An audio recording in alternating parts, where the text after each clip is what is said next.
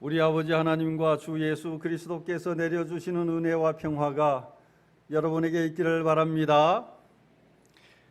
청년은 봄, 여름, 가을, 겨울 4계절 중에 봄에 해당합니다. 봄의 실록을 닮아 푸르고 싱그럽고 화사한 시기입니다.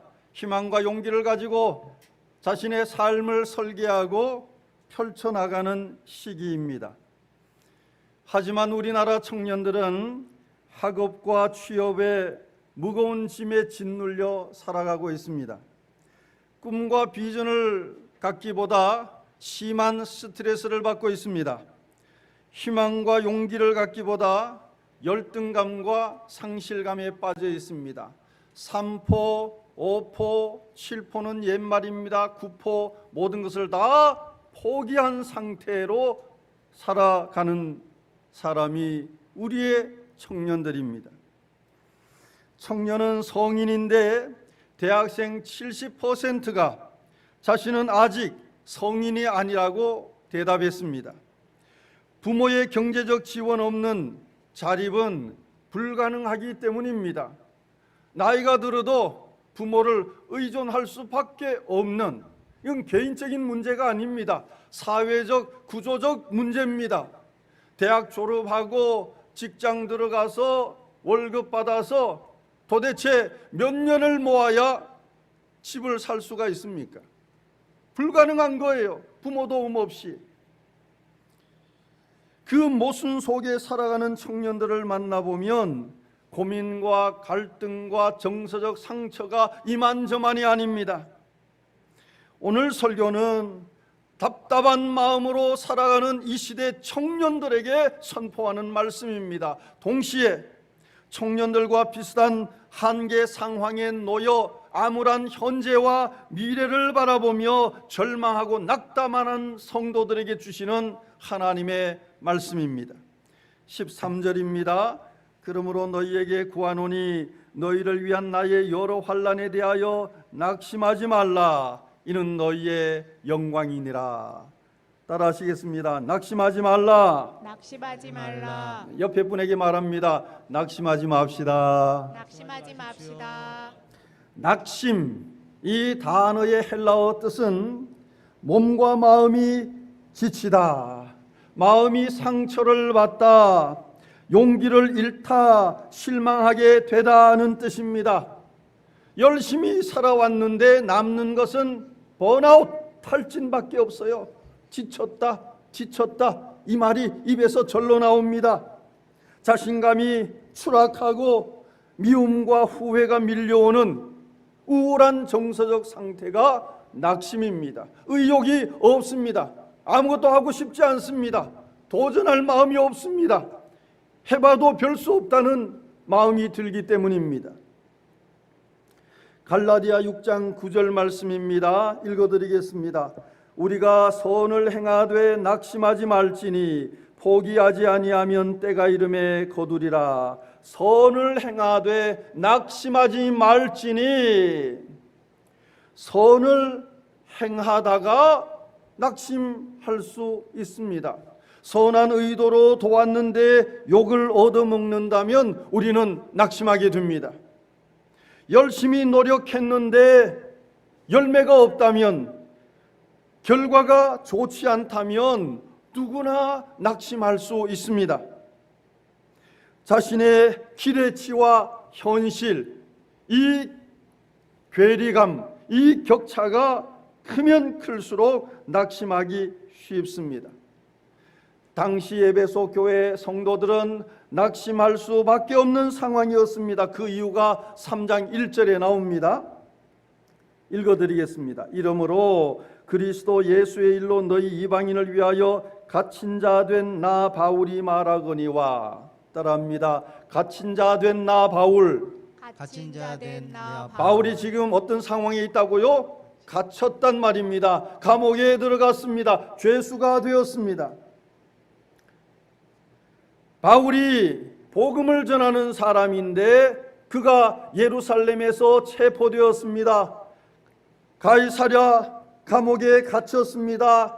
연소에서 재판을 받았습니다. 그 후 로마 황제에게 상소해서 로마로 호송이 되어 로마 감옥에 갇혔습니다. 이방인에게 복음을 전하는 것, 선교하는 것은 선한 일 아닙니까? 좋은 의도로 좋은 일을 했다면 좋은 결과가 있어야 할 텐데 바울은 어떻게 되었습니까? 복음을 전하다가 체포되었어요. 복음을 전하다가 감옥에 들어갔습니다. 갇힌 자가 되었습니다. 족쇄에 묶였습니다. 부자유한 것은 고사하고 전도의 길이 막혀버렸습니다. 더 이상 자유롭게 복음을 전할 수가 없습니다. 바울의 투옥 소식을 들은 믿음이 연약한 성도들, 그들은 어떻게 생각할까요? 바울은 하나님의 일을 했는데 하나님은 왜 바울이 감옥에 들어가도록 가만히 계시지? 바울이 잡혔으니 이제 복음 전도도 끝이네? 전도하면 뭐래? 우리도 잡히면 감옥 들어가고 처형당할 텐데 전도할 필요도 없어. 합리적 의심 같은 부정적 생각이 꼬리에 꼬리를 물면 사람은 낙심하게 됩니다. 기존 가치를 모두 부인합니다. 전도도 필요 없네. 전도해도 소용없네. 하나님은 항상 함께 계시는 것이 아니네. 교회 열심히 다녀도 별 수 없나 봐. 예수 잘 믿는데 왜 저런 고난이 있지? 그러다가 실족합니다. 교회를 떠나고 하나님으로부터 멀어집니다. 13절에 놀라운 증언이 있습니다. 다시 읽어드리겠습니다. 그러므로 너희에게 구하노니 너희를 위한 나의 여러 환난에 대하여 낙심하지 말라. 이는 너희의 영광이니라. 나의 환난에 대해 무엇하지 말라고요? 낙심하지 말라. 그 다음 말씀이 중요합니다. 이는 너희의 영광이니라. 같이 하시겠습니다. 이는 너희의 영광이니라. 이는 너희의 영광이니라. 바울이 지금 당하는 여러 환난을 바울은 무엇이라고 설명합니까? 영광이니라. 글로리아, 독사, 영광으로 표현하고 있습니다. 어떤 사람은 제3자이면서도 환난 당하는 바울을 보면서 자기가 낙심해요. 지도자 바울이 환난 당하는 것을 보면서 자기가 낙심해요. 믿음이 약한 사람들은 다 이렇습니다. 자기 문제에 볼 생각하지 않고 저 사람 예수 잘 믿는 것 같던데 왜 저런 아픔이 있지? 왜 저런 사고를 당했지? 왜 저런 시련이 있지? 그리고 자기 믿음이 흔들리는 거예요.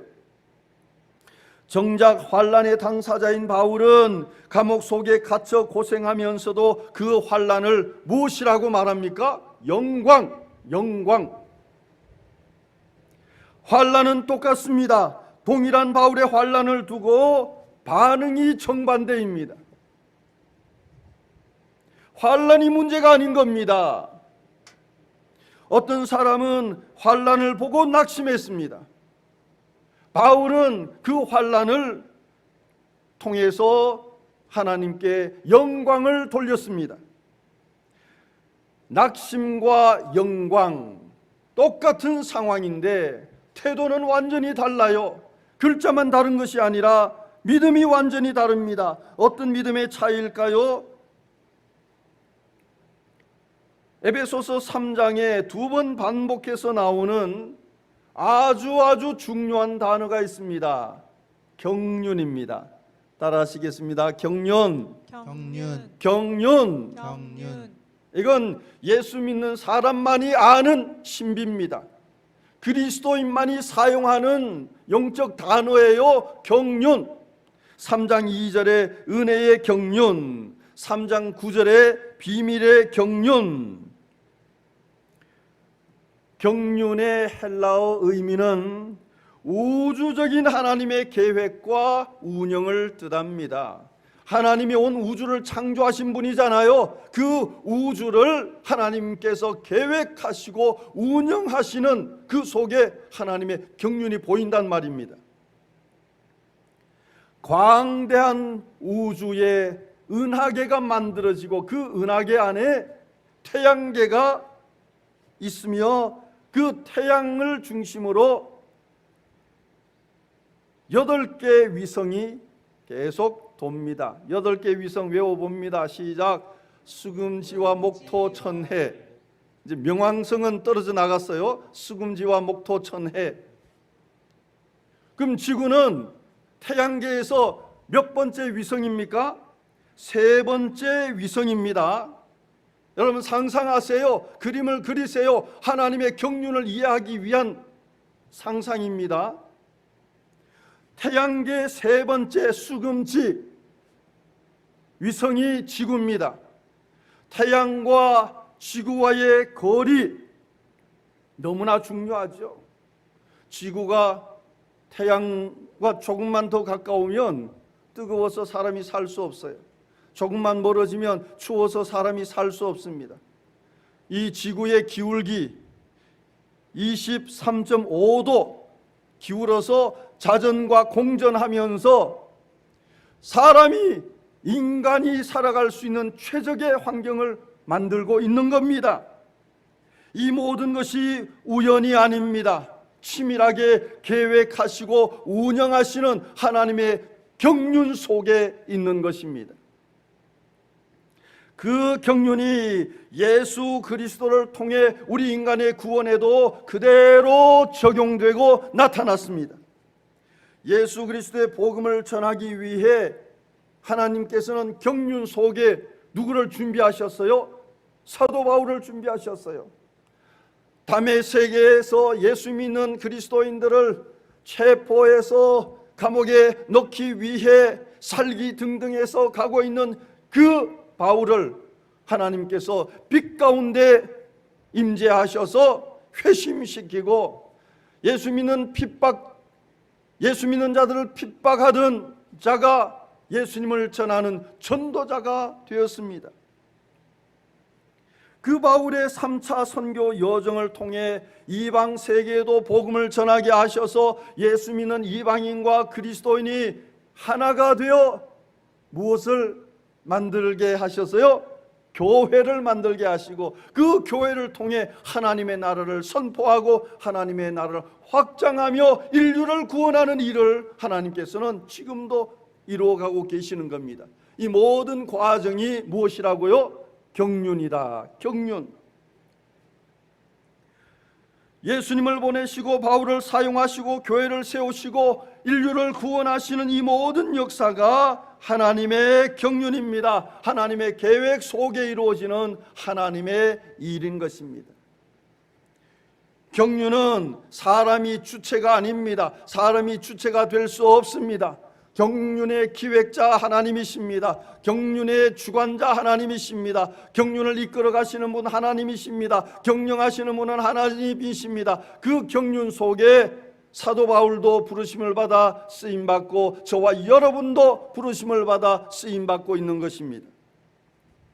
하나님의 원대한 경륜을 깨닫고 나면 바울처럼 고백하게 됩니다. 3장 7절입니다. 내게 주신 하나님의 은혜의 선물을 따라 내가 일꾼이 되었노라. 은혜의 선물을 따라 내가 일꾼이 되었다. 자신이 일꾼이 된 것은 전적으로 무엇이라고요? 은혜의 선물이다. 은혜의 선물. 이 원대하신 우주를 경영하시는 하나님께서 그 하나님의 구원 계획 속에 나를 품으시다니, 나를 두시다니, 이것은 놀라운 하나님의 은혜가 아닐 수 없다.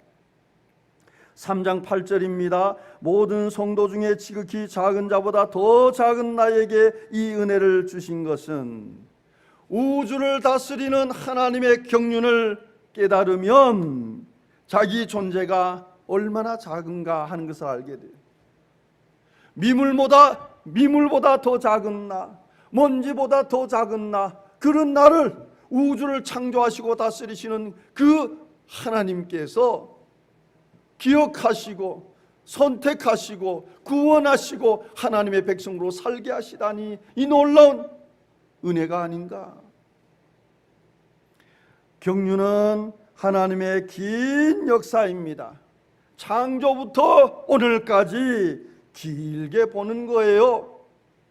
에베소서 1장 4절에서 바울은 이렇게 고백합니다. 창세 전에 그리스도 안에서 우리를 택하사, 하나님이 우리를 언제 선택하셨다고요? 창세 전에. 이것이 경륜의 안목입니다. 경륜의 지혜입니다. 경륜을 알면, 경륜을 깨달으면, 하나님께서 나를 모태에서 택하신 것이 아니라 창세 전에, 인류를 창조하시기 전에 그 하나님 마음속에 나라는 존재를 품고 계셨구나, 나를 생각하고 계셨구나, 그 하나님의 설계도 속에 나를 포함시키셨구나. 이 선택의 은혜가 얼마나 크고 놀라운지 모릅니다. 나를 구원하기 위해 그 사건이 있었구나. 경륜 속에서 길게 보면 자신과 관련된 모든 일들이 실로 구슬을 꿰듯 구원으로 다 연결됩니다. 하나님께서 나를 구원하시기 위해 그 사건을 허락하셨구나. 나를 불러서 하나님의 일꾼으로 사용하시기 위해 그 사건을 허락하셨구나. 내게 은혜를 주기 위해 그 사람을 만나게 하셨구나. 경륜 속에서 보면 버릴 게 하나도 없어요. 경륜 속에서 보면 내 삶의 모든 순간이 하나님 안에 있음을 깨닫게 되는 것입니다.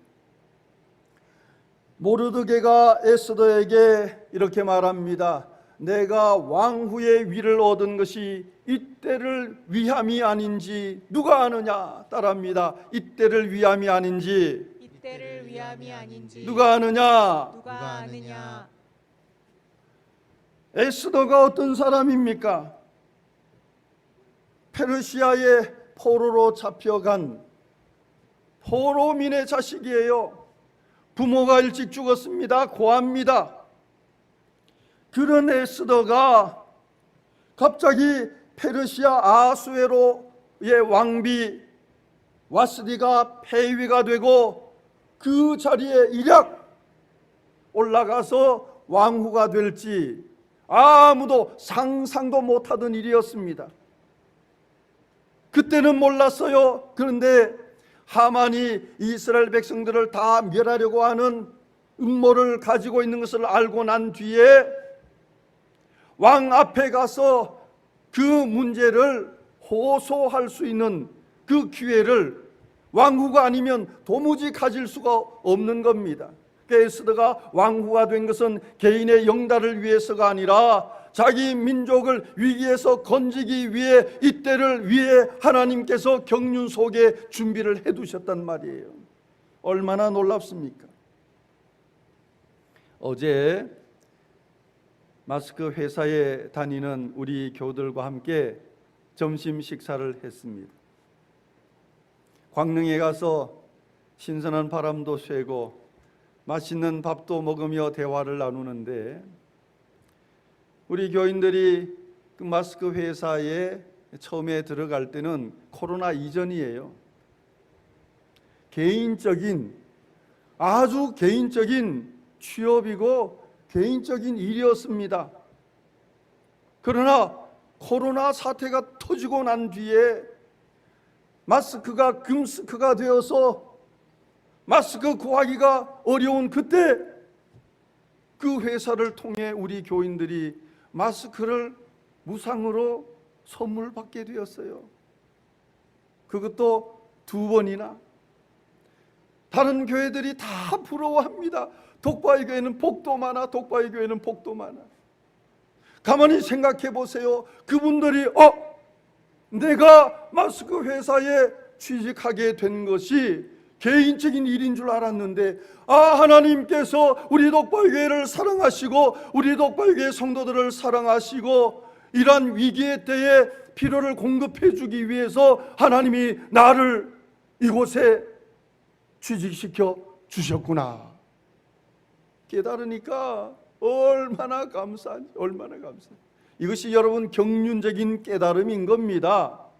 이 세상에 우연한 일은 하나도 없습니다. 우연한 것 같지만 그 우연은 하나님의 경륜을 가장한 거예요.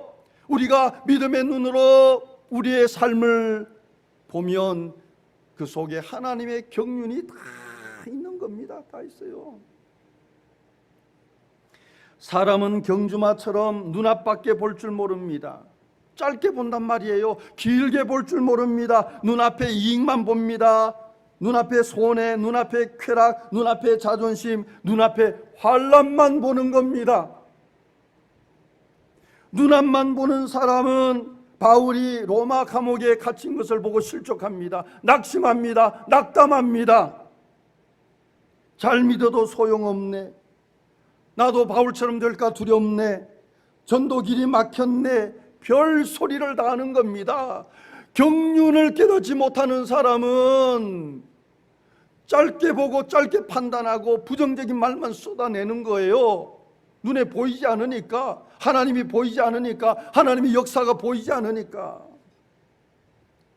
하지만 하나님의 경륜 속에서 바울 자신이 감옥에 갇힌 것을 바라보니 그 환난을 통해 무엇이 보였단 말입니까? 13절 마지막입니다. 따라합니다. 이는 너희의 영광이니라. 이는 너희의 영광이니라. 유진 피터스는 이렇게 번역했습니다. 오히려 영광으로 여기십시오.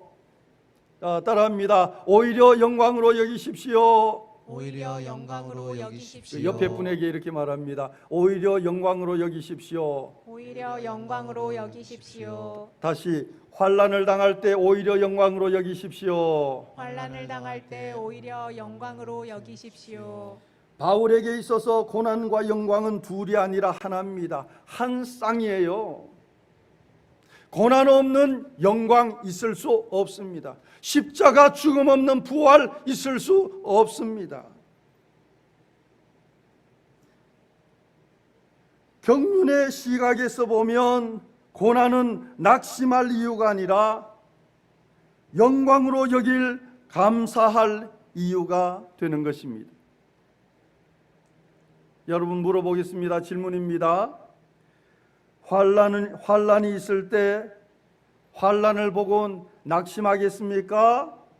영광으로 알고 감사하겠습니까? 자, 질문입니다. 대답하세요. 안 들려도, 제가 안 들려도 여러분 다 대답하세요. 주님이 듣고 있습니다. 여러분 앞에 고난과 시련과 환난이 있을 때 환난을 보고 낙심하겠습니까? 아니면 영광으로 알고 감사하겠습니까? 영광으로 알고 감사하겠습니다. 러시아 국민 시인 푸시킨, 그의 유명한 시가 있죠. 삶이 그대를 속일지라도.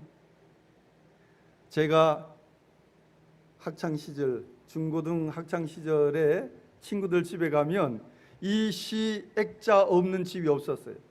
그만큼 유명한 시입니다. 제가 낭송해 드리겠습니다. 삶이 그대를 속일지라도 슬퍼하거나 노하지 말라.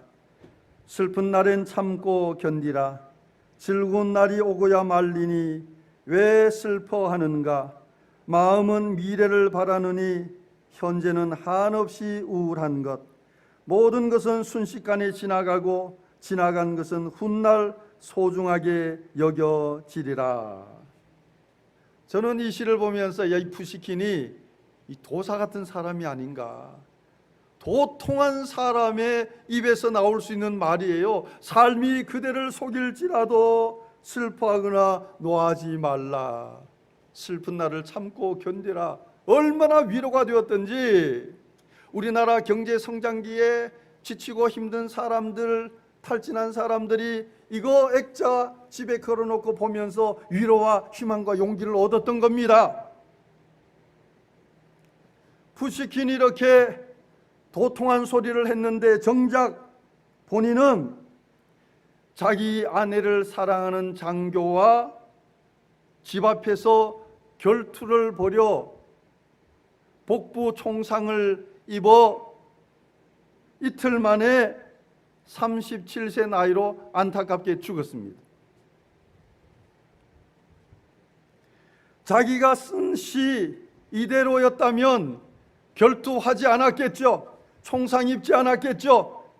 요절하지 않았겠죠. 오래오래 살았을 텐데 시는 이렇게 썼지만 자기는 그렇게 살지 못했어요. 이 시는 푸시킨의 문학적 통찰일 뿐입니다. 문학적 통찰이 우리를 구원하지 못합니다. 경륜은 영적 통찰입니다. 경륜만이 우리를 환난에서 구원합니다. 경륜에 대한 깨달음만이 우리를 시련과 고난에서 하나님의 영광을 보게 하고 하나님을 찬양하고 하나님께 감사하게 하는 것입니다. 하나님의 구원 역사, 그 긴 역사 속에서 자신의 가치를 발견하고 하나님의 영광을 위해 살아가는 저와 여러분 될 수 있기를 바랍니다. 아멘. 기도합니다. 사랑의 하나님 아버지, 청년 세대를 불쌍히 여겨주소서. 물질적 풍요의 그늘에서 꿈과 희망을 잃은 채 방황하고 있습니다. 환난 너머에 있는 영광을 보게 하소서. 갑작스런 코로나19로 실망하고 지친 교우들을 붙들어 주소서. 부정적인 마귀의 속삭임을 물리치게 하시고 하나님의 경륜 속에서 자신의 가치를 새롭게 발견하며 구원과 은혜의 날마다 감사하게 하소서. 예수님 이름으로 기도합니다. 아멘.